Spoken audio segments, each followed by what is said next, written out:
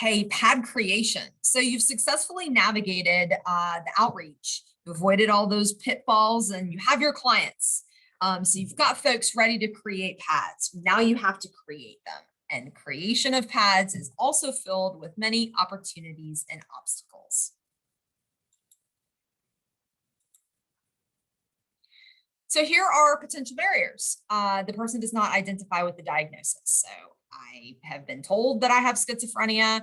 I do not believe that I have schizophrenia. I do not accept that word as a diagnosis. I do not accept the phrase mental illness. I am not sick. I don't have a diagnosis. I reject all of that. Lack of insight. I believe certain things. Someone who has delusions that because they're delusions, they actually believe them. I don't think I'm sick. Just lack of insight that the person is not capable. They're not able to make decisions. The pad is intimidating. It's a bunch of papers. It's a legal document, which is even scarier. It may be long. All potential barriers. Distrust. Distrust is a really big one because the person may have a distrust not only of the mental health system, but of just the system in general. So the more times that the person has had negative engagements with the system, the bigger the hurdle is for creating a pad and negative experiences with the mental health system. And so this is why it's really important who is helping the person to create a pad. Is that person in the client's mind? Is that person so closely attached to the mental health system that they can't be trusted? Or that the person is not going to believe that they can actually create a document that expresses their real wishes because it's coming from the mental health system. So there are ways around that barrier. You have to think of them, be careful and be creative. These are not barriers. They seem like barriers. Every one of these has a workaround, and it's all within the way the pad is created, the process of creating the pad. Okay, these barriers. All right, so the person doesn't identify with the diagnosis. So what? It doesn't matter. Has the person ever been in a psychiatric hospital? Have you ever been diagnosed? So for us, I won't say to somebody, hey, do you have schizophrenia? No, because the answer could be no. But if I say, have you ever been diagnosed with schizophrenia? That's different. The person can say yes. We're not having a conversation about whether the person does or does not have schizophrenia, which would derail everything. The person does not need to identify with the diagnosis in order to create a pad. One of the things that we also do is we say, have you ever been in a psychiatric hospital? Not did you need to go, not do you have a psychiatric condition, not were you sick. Have you ever been in a psychiatric hospital? You just remove that component. It doesn't have to be a barrier if you work your way around it. So have you ever been in a psychiatric hospital? Have you ever been in a jail? These are opportunities to engage the person without having to say, oh yeah, you're sick. Oh yeah, you have a mental illness. Oh yeah, have you been diagnosed with schizophrenia? So you have schizophrenia, so you have bipolar disorder. That's going to be a barrier, and it does not have to be. You do not need a diagnosis or to accept a diagnosis in order to create a pad. One of the other ways that we approach it is, I experience mental health challenges. Everybody has struggles. And so if we approach it in that way, gosh, sometimes I have struggles and I want to try to figure out and identify the things that help me when I'm feeling bad or when I'm struggling. And so if you can approach it in that way, then you eliminate this problem that is not actually a problem, but can become this huge wall. I mean, if the beginning of our conversation is about, yes, you have a diagnosis. No, yes, you're sick. No, I'm not. Yes, you have schizophrenia. No, I don't. You need to tell me that you have schizophrenia. I don't have it. That's just a barrier. It doesn't need to be there. We can totally avoid it. The person doesn't need to say, hey, guess what? Hello, I'm a person with schizophrenia. Now I'm ready to create a pad. It's not necessary. There's no reason. You don't have to do it. It's not a requirement. It will be a barrier if it's an emphasis, and there's no reason for that. So just who cares about the diagnosis? Doesn't matter. Ways around it. lack of insight. This is where pads really are, they're very pragmatic. That's essentially what it's all about. Let's figure out concrete ways to address problems and solutions that will enable a person to have a better life according to what they want. Okay, so what is the actual issue? If I have a person who is afraid to go out of their house, I'm not talking about creating a pad at this point. Let's just say that I have a human being, I'm trying to help them, and they're afraid to leave their house because they think that if they leave their house, then people are coming in and breaking in. And let's just say that that's not true. And so they think that this is happening, but it's not actually happening. And so this could be put under the rubric of lack of insight, that I don't realize that people are not actually coming into my house. I think they are. And that thought is based on a delusion. And I don't understand that it's a delusion because it's a delusion. And therefore I lack insight. Okay, well, great. But what's actually the issue? Is the issue lack of insight? You say, well, we fix the inside, we fix everything. Okay, well, yeah, but let's be pragmatic about this. If the problem is that the person is not leaving their house, then let's figure out how to enable them to leave their house. If there's a creative solution around that doesn't involve the person having to accept that there are not actually people coming into their home, then that's what we need to focus on. So really be very pragmatic. It is a problem-solving document. What is the problem that we're trying to address? Are we trying to address the fact that there is a very good chance that there's going to be an engagement with the police, and we need to understand what will be helpful for them to know? Yes.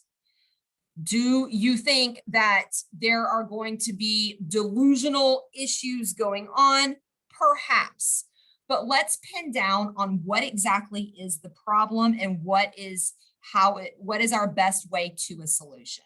Not, I need to fix the mental illness before I can address the problem, or fixing the mental illness is going to eliminate these problems. No, I mean, that's a barrier that doesn't need to be there. What is the problem? What is the actual problem that is a manifestation of the mental illness, that is an effect?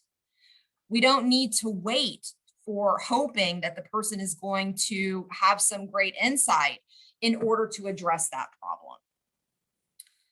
If a person is hungry, just give them the food. It comes down to something that simple. So what if they don't understand that they're sick? Who cares?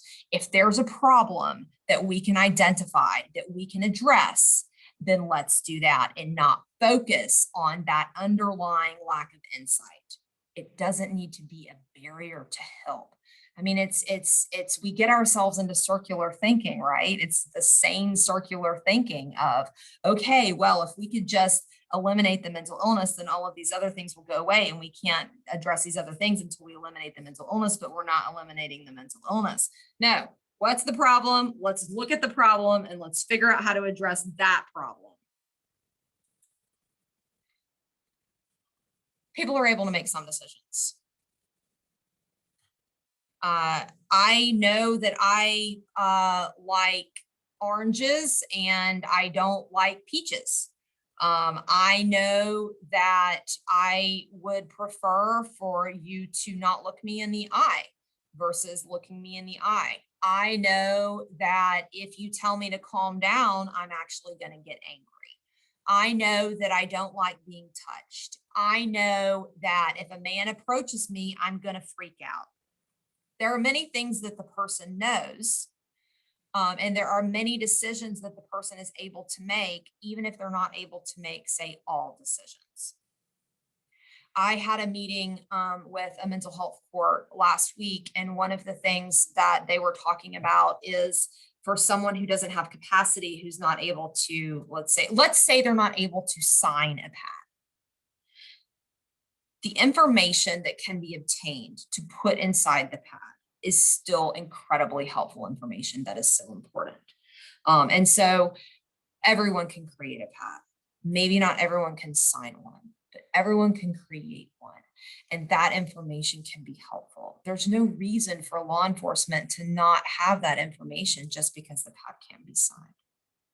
So the amount that someone is capable or not capable, it doesn't need to be a barrier. Their pad may not be as substantive, or in extreme cases, they may not be able to sign it, but there's still information. The person can still make decisions. Intimidating. Okay. The way that we create pads eliminates this problem. This is a problem that is not a problem. It is a problem with a solution. So it doesn't actually need to be a problem. So the way that we create the pads, this is where you can address this concern, because this is a real concern, right? It is a deterrent. This is a legal document. That's scary. It's paper. That's really irritating. It could be very long. Oh my gosh, what are you giving me? I don't want to deal with this. Whoa, what is this? This is legal language. There's a lot of stuff. You're always giving me papers. Now I have to fill out something else. What are you talking about? I don't want anything to do with this. I just want to leave. It doesn't have to be that way. Again, the distrust, this is where, even if the person is distrustful of the system, that's an in, right? Their distrust is an in because pads are a protection. So even if they've had negative experiences with the system, which it's very likely that they have, the pad is a way to protect yourself. And it's that rights document again, the focus on rights. And again, the same thing here. Negative experiences with the mental health system is an incentive for creating a pad. I think that the people who tend to be most enthusiastic about creating pads are people who have experienced what they refer to as abuse within the system. Yeah, anyone who's very unhappy with the mental health system, there is a big incentive there to create a pad as long as they're approached in the right way. Okay, so critical elements. The person has to be able to say no. Not just, can it come out of my mouth? But do I have agency to say no? For the pad to work, the person has to view it as a legitimate expression of their wishes. If they don't have agency when they're creating the pad, it is not going to be perceived as a legitimate expression of self-determination, because it won't be, because they didn't feel that they had the agency to say no. And remember, agency is about my perception. Do I feel like I have the agency to say no? I may be working with someone who absolutely is encouraging me to say no, but if I perceive that there's a power disparity there that prevents me in some way from being able to actually say no when that's what I want to do, then we have a problem, and the pad's not going to work because the person is not going to trust their own document because it's not really theirs. Okay, so the chairlift or the rope. I am not a skier. I have been a couple of times many, many years ago. Seems like a really great skill to develop as a child. So the pad, the creation process does not need to be, I'm on skis and I'm sidestepping my way up the little baby hill, because that would be me. I'm either taking the rope or I'm going on the chairlift. That's the best way to create the pad. We're not having the person sit down and fill out a document. We're not sticking them on a computer and asking them to fill in the blanks. We are not making them do that. We are doing it all for them. We're saying, here you go. Here is a chairlift. Please sit down. Let us carry you up to the top of the hill. There's no reason for you to try to hike up there yourself. The method of creation is a conversation. This is not a question and answer. It is not a question and answer. It is not a question and answer. Are there questions? Yes. Are there answers? Yes. But it's within the context of a conversation. If you think about the difference in the dynamic when it comes to I'm asking you questions and you're telling me your answers versus if we're having a conversation. Not only is that a totally different environment, but it's a method of problem solving. We're going to miss stuff. If all we're doing is just asking a question and getting an answer, we're going to miss so much. And it's organic, right? It's not a checkbox. There is a natural tendency to want to streamline as much as possible. I get it. Believe me, I get it. It's such a, you just want to, you go, oh, well, I've heard this one. I've heard this specific thing a number of times. Let's just put it in there as an option so we can check. And then we'll just ask them, do you want this? Yes, check. Do you want this? No, check. So that's the brilliance of what pads are and what they enable is the ability to get at that information that can only be obtained through an organic process in a trusting relationship, an environment that's not like an interview or an interrogation, to pull that information out, to problem solve together, to make sure that that document really reflects the human being who owns it. Bottom up, not top down. Again, I think when we are approaching, we have so many forms and so many, documents, and there's plans and there's all kinds of stuff, right? And so we want to, that's the natural thing, is to want to streamline it. We want to put it into checkboxes. We want to do it top down. We want to say, these are all the things that I think y'all are going to need, and let's put them in a list. I'm thinking about what you need from up here. I'm not gathering it from down here and then putting it in the document. It is the exact opposite of the way that we do other things. And this is why it's so important, the way that it is created. It cannot be top down. It has to be bottom up. And I like this one because that's really what it is, right? It's like having an item of clothing tailored instead of going into Walmart and buying some clothing. The pad is personal. It is a reflection of the human being who owns it. And it's beautiful. It's also going to be in the client's language. And that's really powerful. Think about if let's say we were unable to resist the urge to make a streamlined checkbox pad. Now that would be very, very sad. But let's say that's what we did. We're gonna, in addition to all the other things that we're gonna miss, it's not gonna be in the client's language. As soon as I'm able to use their language as much as possible, and the document itself, I mean, think about that. This is a legal document that I just created that is in my words. It has my words there. I've approved those words. I haven't just said yes to words that other people have created for me.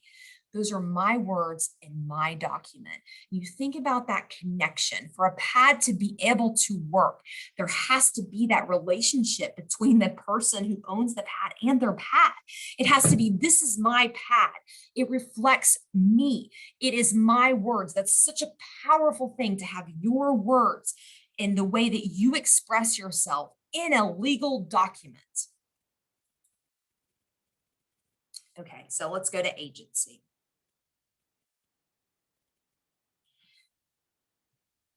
I use the word agency deliberately because it's not just about a coercive thing. It can be. We'll start with that. So if you're offering me a pad and I'm in a situation where the offer to create a pad is attached to, you need to create a pad, otherwise you're going to go to jail. If you don't create a pad, then you're going to be in violation of some sort of terms of something or other, and therefore you're going to jail. That is not going to be a legitimate pad because the person doesn't have the ability to say no. So that's coercive, right? Or same thing with a hospital. If you don't create a pad, then we're going to send you to the hospital. Or if you do create a pad, maybe there's less of a chance that we're going to send you to a hospital. But regardless, we have the power to send you to a hospital. We're considering doing it. But if you create a pad, maybe we won't, or maybe things will be less bad. It's coercive. It's not going to be a document that reflects what the person really wants if the reason that they're creating it is because someone is threatening them with being put in jail or being put in a hospital. It's not going to work. Okay, but what about the other part? If the person has the ability to withdraw essential services, and that's the person who is, or it's within that context that I am being offered a pad, then I don't have the agency to say no. If I'm concerned that this person is telling me I need a pad and they have the ability to remove things that I need, if I don't create a pad, and I feel that they will. Again, this is perception, right? If I don't feel that I have the ability to say no, then the document I create is not going to be legitimate within my head. And I'm not going to have that legitimate relationship with that document. It's not going to work because it's not going to be a reflection of what I really want. It's not going to be self-determination based. So this is the most important part. If the person does not have agency to say no, it is not a self-determination based document. If it is not a self-determination based document, the person is not going to view it as legitimate and it's not going to work. It's just going to be another piece of paper, or worse, it's going to be used as a mechanism to of control. So this is very, very important. There cannot be a power disparity. This is yet another reason, so many reasons for peers needing to be just primarily involved in helping people to create pads. And this is one of the major reasons. There are many, but this is one of the major reasons, because a person has agency if they're engaging with a peer. Okay. So now we talk about all the intimidating. So let's say that the person is approached, you've done the outreach in a great way, that we have this lovely pad, and we say, okay, great. So you're all about this. You want to create a pad. Yes, I do. And now here you go. Go for it. I mean, I don't want to do that, right? I don't want for someone to give me a bunch of papers. And so often the experience with the system in general, bureaucracy tends to, thrive on paper. And so I kind of view it like this, right? The paperwork itself is a barrier. It doesn't matter if that document is 3 pages or 30 pages. The paper itself is a problem. The fact that it's a legal document is a problem. This is intimidating. This is scary.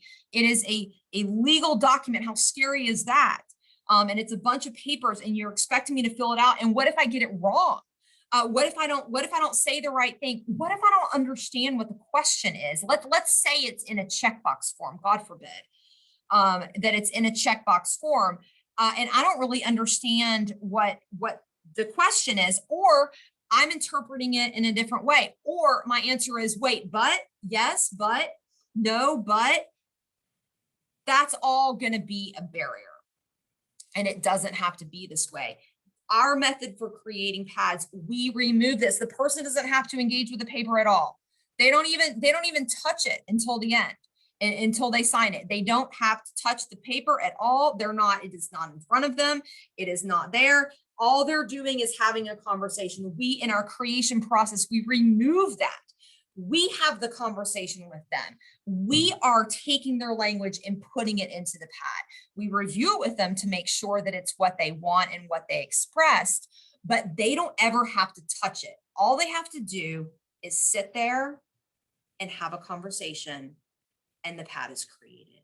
It doesn't matter how long it is. The only thing that matters in that context is how long can we engage? How much information can I obtain? The pad is going to be a reflection of what that conversation was. And it is amazing how much information is able to be pulled out and how much problem solving is able to be done. And so that, oh my gosh, we have all these pages. It's not even an issue. because the person never sees all of that. They're just having a conversation. We remove it. It is not a real barrier if the pad is created in a certain way. Okay.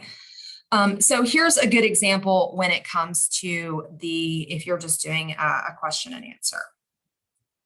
So do you need to buy clothes? Yes, I do. For a special occasion? Absolutely. What is the occasion? A club fundraiser. A country club? Yes.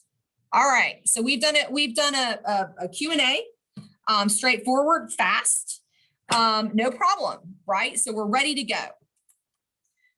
Except for now, I think that we have a fundraiser at a country club. And my client thinks that, yes, I'm going to a club and it's out in the country. So I think that what the person is needing is an outfit for a country club fundraiser. And what my client is thinking about is going to a club and dancing and wanting an outfit for that. So we have just had a Q&A that was very short, very efficient, and it seems like we would be communicating effectively with each other, but we haven't. We've missed it because we're just doing that Q&A. We are not engaging with each other in a conversation. Same thing here. This can go, it's exactly the same thing. I've only changed one word. What is the occasion? A clubhouse fundraiser. So now what are we talking about? Again, me as the questioner, I'm thinking, okay, you said country club. Yeah, great. So, okay, I know what this country club fundraiser is saying. I'm going to give you the same outfit option. But what I'm thinking now, or what the client is thinking is, yeah, I'm going to the clubhouse. I'm going to my clubhouse, my peer organization clubhouse, and a fundraiser for them. And I want to look cute. I want to look nice. I don't want to wear a suit, and I'm not going to the club. So it's very easy to get that wrong, and you don't even know that it's happened. If you're doing a Q&A and you're not having a conversation. If we're having a conversation, I'm going to figure out that there's something going on that's we've had some kind of a miscommunication. I'm going to figure it out pretty quickly.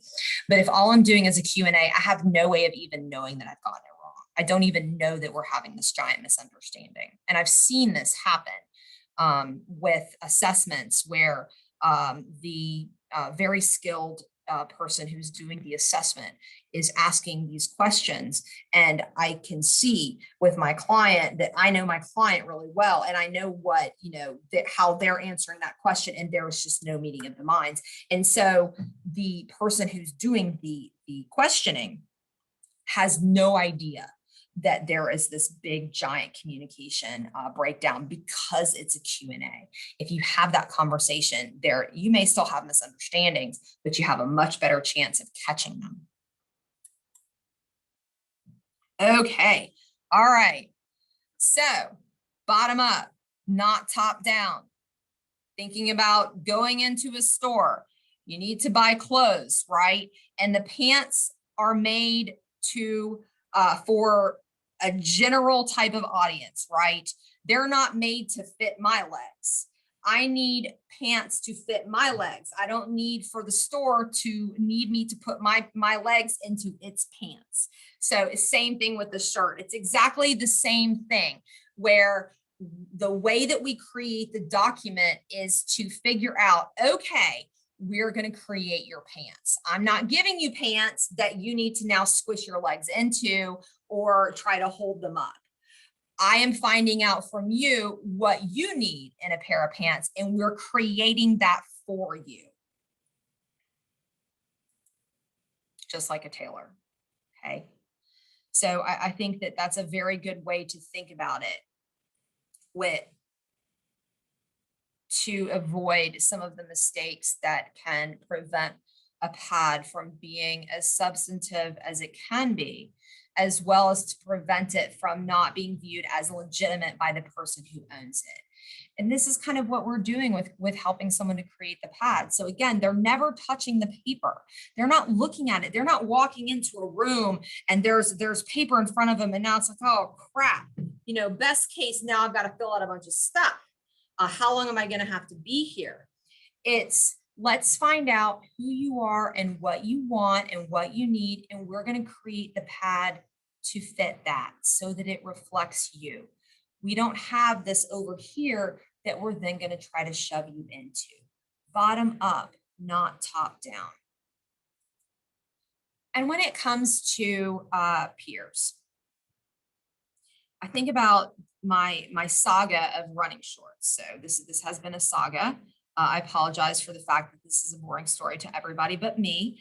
But I have running shorts. Okay, I do a lot of running, and the running shorts that I had 4 pairs, and they were from Walmart. I got them a number of years ago, and they worked. They still work, but I only have 4, and they are getting a little bit older, and I like to be able to run more days without having to do a load of laundry. And so I've been on the search for new running shorts. Adidas has struck out, Nike has struck out, Under Armour has struck out, Champion has struck out. I think Athletica, something or other like that, has struck out. And I started to notice that they all had the same problems. Like I have the same complaints. I would go out there, I would start to run, I would be so frustrated, I would come back. So shorts don't work, shorts don't work. And finally, what I was thinking was, oh my gosh, who is designing these shorts? They all have the same problems. Like runners cannot be designing these shorts because the problems are too consistent and they're so obvious. How is anybody making these decisions? And so then I was thinking, it's not runners. Runners are not the people behind the decision-making for the design of the running shorts, because if they were, clearly we would not have these problems. So at that point, I thought, okay, well, I may just have to try a brand where I know that runners are involved. So I sucked it up, accepted the fact that I've already wasted a bunch of money on shorts that don't work, and I bought a pair of Brooks running shorts, and they work. Every single one of my complaints about all of those other shorts were addressed in the Brooks running shorts, probably because they were designed based on knowledge by people who really do run, like run. It's the same thing with the pad. No one's going to understand. No one's going to be able to problem solve in the same way as someone who's had the same lived experience as a peer. Just like designing running shorts, the same thing with the pad. A peer, other people can be trained to do pads. That's not what I'm saying. But a peer is a special, special person because they understand what that running experience is like. They understand what is going to be important when it comes to information that needs to go into the pad. So I'm hopeful that as we move forward in California, that we will be able to create a creation method that is consistent, that can really address all of the things that it needs to address in order to end up with a document that is substantive, that provides helpful information for the system, that is empowering to the human being because it is self-determination based.